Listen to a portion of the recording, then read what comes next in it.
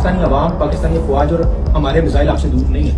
India का नक्शा है आपके उल्टे हाथ पे আসসালামু আলাইকুম, সবাইকে স্বাগত বিডি টাইমসের। বর্তমানে বাংলাদেশের জন্য খুবই খারাপ একটি সময় যাচ্ছে। যে কোনো সময় এই স্বাধীন ভূখণ্ডে ভয়াবহ কিছু ঘটতে পারে।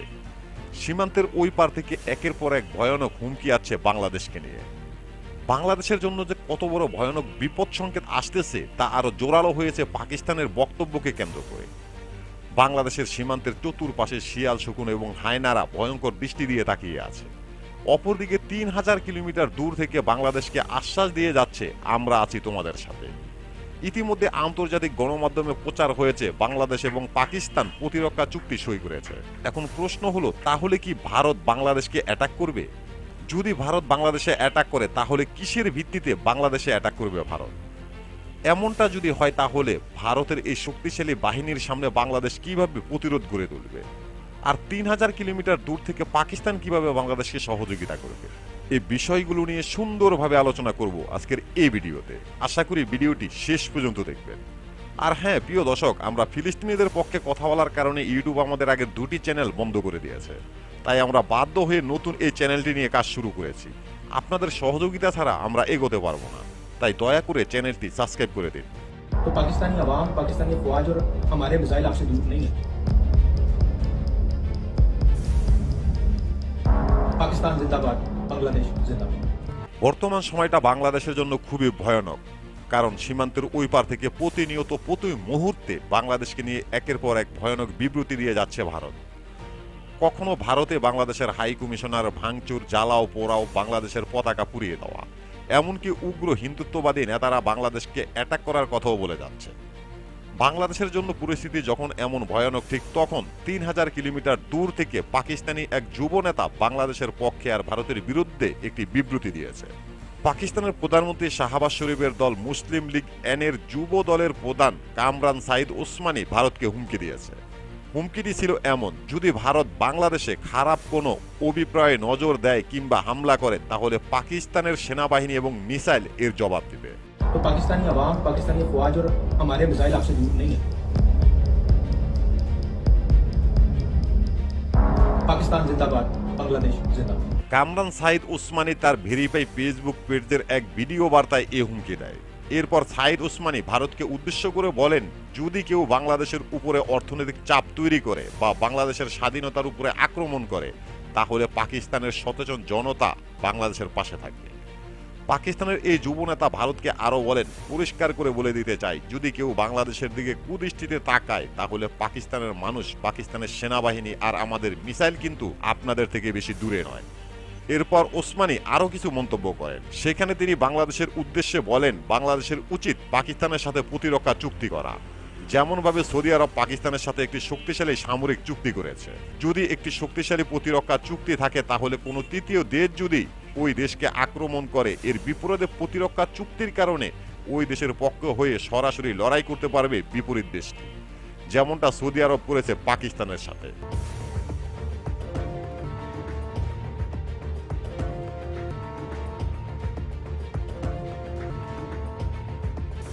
এর পরপরই ইন্ডিয়া সহকারে পশ্চিমা বেশ কিছু উল্লেখযোগ্য গণমাধ্যমে উঠে এসেছে বাংলাদেশ এবং পাকিস্তানের প্রতিরক্ষা চুক্তির বিষয়ে। পশ্চিমা গণমাধ্যম বলছে, পাকিস্তানের উচ্চপদস্থ একজন সামরিক কর্মকর্তার বরাতে জানা যায় বাংলাদেশের সাথে পাকিস্তানের একটি শক্তিশালী প্রতিরক্ষা চুক্তি যে কোনো সময় স্বাক্ষরিত হবে। আর এই প্রতিরক্ষা চুক্তিটি হবে ঠিক পশ্চিমাদের ন্যাটোর আদলে। যদি কখনো বাংলাদেশ কোনো দেশের কাছে আক্রান্ত হয় তাহলে পাকিস্তান সেই আক্রমণকে নিজেদের আক্রমণ হিসাবে গণ্য করবে। ঠিক একইভাবে যদি পাকিস্তান কোনো দেশের কাছ থেকে আক্রান্ত হয় তাহলে বাংলাদেশও সেই আক্রমণকে নিজেদের আক্রমণ হিসাবে গণ্য করবে, ঠিক যেমনটা সৌদি আরবের সাথে পাকিস্তানের একটি শক্তিশালী প্রতিরক্ষা চুক্তি হয়েছে। ভারতের গণমাধ্যম বলছে, বিগত দিনগুলোতে পাকিস্তানের উচ্চপদস্থ সামরিক কর্মকর্তারা বাংলাদেশে প্রচুর পরিমাণ যাতায়াত করেছে। একইভাবে বাংলাদেশের সামরিক কর্মকর্তারাও পাকিস্তানে বারবার যাতায়াতে মিলিত হয়েছে এবং তাদের গোয়েন্দা তথ্য অনুযায়ী জানা যায় বাংলাদেশের নির্বাচনের আগে পাকিস্তানের সাথে বাংলাদেশের একটি শক্তিশালী প্রতিরক্ষা চুক্তি হবে, যেটা ভারতের জন্য বিশাল ভাবনার ব্যাপার।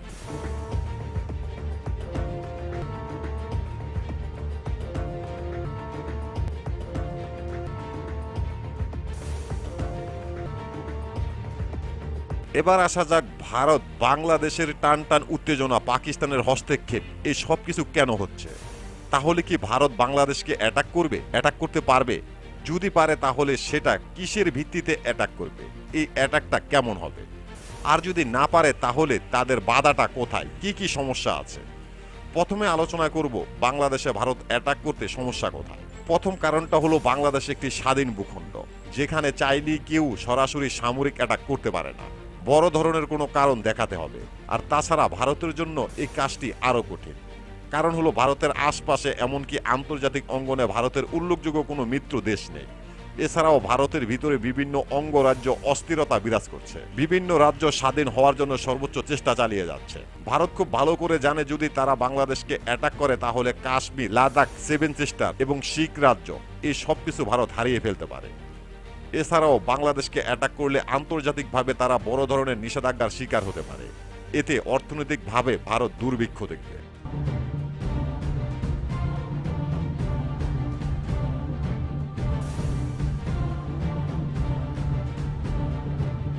এবার আসা যাক এরপরও যদি ভারত বাংলাদেশকে অ্যাটাক করে তাহলে তারা কিসের ভিত্তিতে সেই অ্যাটাক করবে এবং এতে তারা কতটুকু সফল হবে। ভারতের সামরিক শক্তির কাছে বাংলাদেশ খুবই দুর্বল এবং খুবই ছোট, এতে কোনো সন্দেহ নেই। বাংলাদেশের প্রতিটি ভূখণ্ড ভারতের সামরিক শক্তির আওতায়, এটাও সত্য। এরপরও তারা বাংলাদেশকে অ্যাটাক করতে পারবে না এবং তারা সফল হবে না। ভারত যদি বাংলাদেশকে অ্যাটাক করে তাহলে নিশ্চিত করে বলা যায় পাকিস্তান, চীন এবং তুরস্ক বাংলাদেশকে সর্বাধিক সহযোগিতা করবে। তাছাড়া বাংলাদেশের শতকরা 80% মানুষ ভারত বিরোধী। তাই ধরা যায় বাংলাদেশের প্রতিটি জনগণই ভারতের জন্য এক একজন সৈনিক হিসাবে দাঁড়িয়ে পড়বে। যুদ্ধটা শুরু হয়ে গেলে বাংলাদেশ হয়তোবা ভেঙে চুরে পড়বে, অনেক ক্ষয়ক্ষতির শিকার হবে, কিন্তু ভারত বাংলাদেশকে কখনো দখল করতে পারবে না। এর বিনিময়ে ভারত নিজেদের ভূখণ্ডে অনেক কিছু হারাতে হবে, অনেক রাজ্য ভেঙে চুরে যাবে।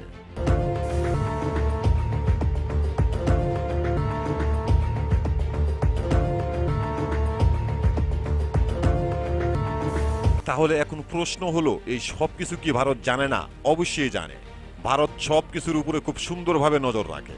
ভারতের এখন যে ইচ্ছা সেটা হলো ভারত চাইছে বাংলাদেশে আবারও আওয়ামী লীগ সরকার প্রতিষ্ঠিত করতে, আর সেটা হবে বিএনপির মাধ্যমে। ভারত চাইছে আগামী নির্বাচনে বাংলাদেশে যেন বিএনপি সরকার ক্ষমতায় আসে। এর মাধ্যমে ভারতের সাথে বাংলাদেশের যে সমস্ত চুক্তিগুলো রয়েছে সেগুলো আর ভেঙে পড়বে না। ইতিমধ্যে ভারতের বিভিন্ন গণমাধ্যমে এমন ইঙ্গিত পাওয়া গেছে। এছাড়াও ভারত খুব ভালো করে জানে বিএনপি ক্ষমতায় আসলে আওয়ামী লীগ বাংলাদেশে আবারও প্রতিষ্ঠিত হবে। যদি এমন কিছু না হয় তাহলে ভারত বাংলাদেশে অ্যাটাক করবে, এটা 100% নিশ্চিত। তবে সেটা ভিন্নভাবে, যেমন ভারত বাংলাদেশের সীমান্তবর্তী বেশ কিছু এলাকাতে হামলা চালাবে। আন্তর্জাতিক অঙ্গনে তারা বিবৃতি দিবে, বলবে বাংলাদেশের এ সমস্ত ভূখণ্ড থেকে ভারতে ভয়াবহ হামলার শক কষেছে জঙ্গি সংগঠন, আর তাদেরকে লক্ষ্য করে ভারত হামলা পরিচালনা করেছে। এর বিপরীতে যদি বাংলাদেশ পাল্টা আক্রমণ করে তাহলে ধরে নিতে হবে এশিয়াতে একটি ভয়াবহ যুদ্ধ শুরু হবে। তবে এমন কিছু হওয়ার সম্ভাবনা আছে। ইসলামের ভবিষ্যৎবাণীতেও এমনটাই বলা রয়েছে, যেখানে বলা রয়েছে এশিয়াতে একটি ভয়াবহ যুদ্ধ শুরু হবে মুসলিম, মুরশিক এবং মূর্তি পূজারীদের মধ্যে, যেটাকে ইসলামে বলা হয়েছে গাজওয়াতুল হিন্দ। কিভাবে শুরু হবে গাজওয়াতুল হিন্দ এই সম্পর্কে আমরা পরবর্তী ভিডিও তৈরি করব। তাই বাংলাদেশের উচিত সবসময় প্রস্তুত থাকা। প্রিয় দর্শক, আমাদের প্রতিটি ভিডিওর ইনফরমেশন উল্লেখযোগ্য ভেরিফাই পেজ থেকে সংগ্রহ করা।